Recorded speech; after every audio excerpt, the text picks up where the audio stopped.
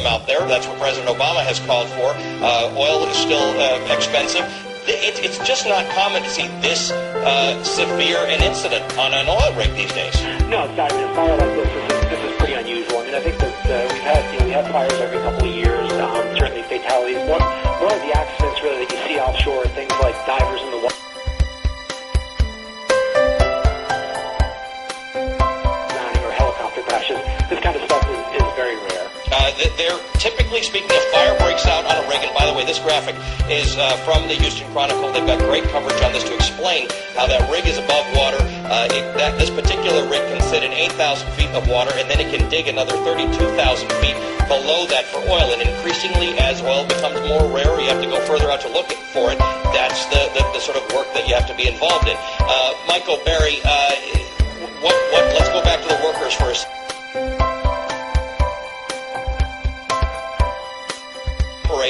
As we are grateful that you do, on the assumption that if there's a possibility that they're alive, you are going to search for them. How long can they stay alive for if they're in a lifeboat?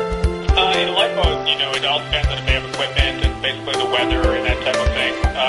And when we look at probabilities, even if they're in the water, it depends on the size of the individual, his age, fitness level, weight. It could be what kind of protective gear they were wearing.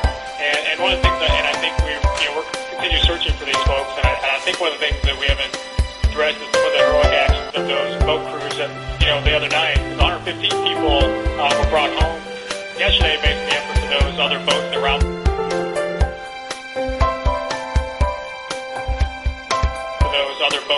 There. Coast Guard got out there with medevacs, but 115 people were picked up by some fellow, offshore boats that were out there. And that's a pretty heroic act that they did as well. What's your preparedness at the Coast Guard for this type of issue? Because as you said, we haven't seen this combination of things. I'm sure you've been called out to deal with things on rigs or accidents near rigs. This is unusual. You're firefighting. You're looking for rescue. You're looking to rescue people. What's the preparedness of the Coast Guard on this front?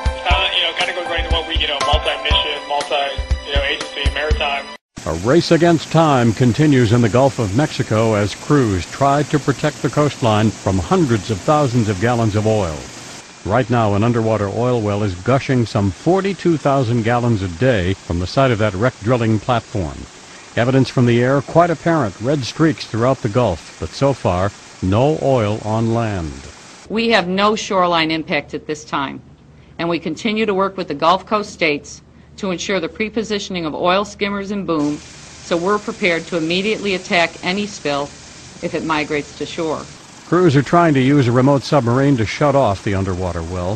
If that is unsuccessful, they might need to drill another well to redirect the oil, a process that could take 2 months. All that time, oil would be washing up along the shore from the Florida Panhandle to the swamps of Louisiana. Progress continues, but it's a very challenging work environment at these water depths and with this complexity. And we'll continue these activities until they're either exhausted or successful.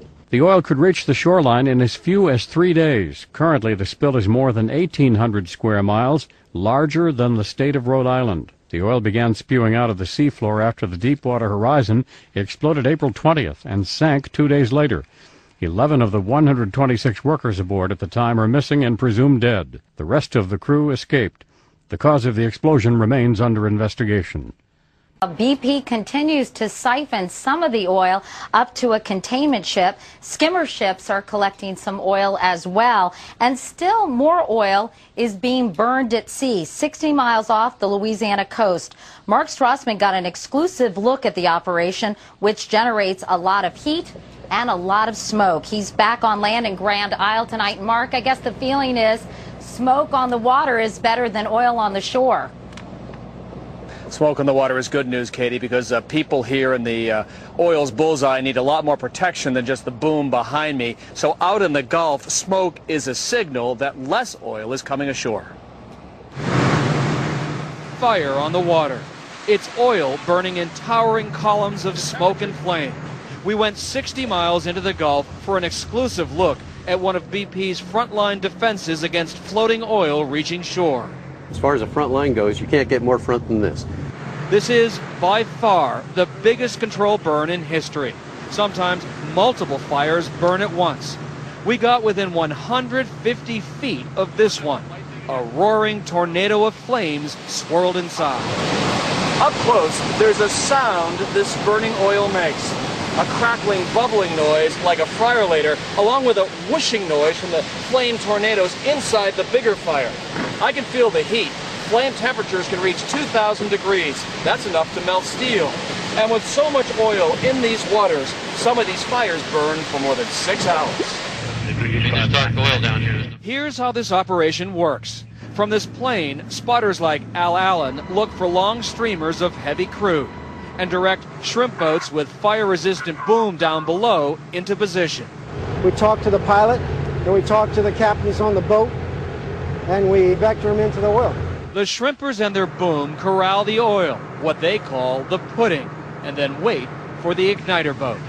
This is what we use to ignite the fire.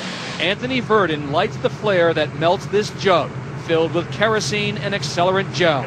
It ignites the oil, and within minutes, a small fire can become a massive one. Big fires burn off 2,000 gallons a minute. Sometimes they get bigger, sometimes they get smaller. It's never the same fire. But when you have a big one like this one, it's impressive. So far, these fires have burned more than 4.5 million gallons of oil. That's only a fraction, maybe 3 days worth, of BP's overall leak.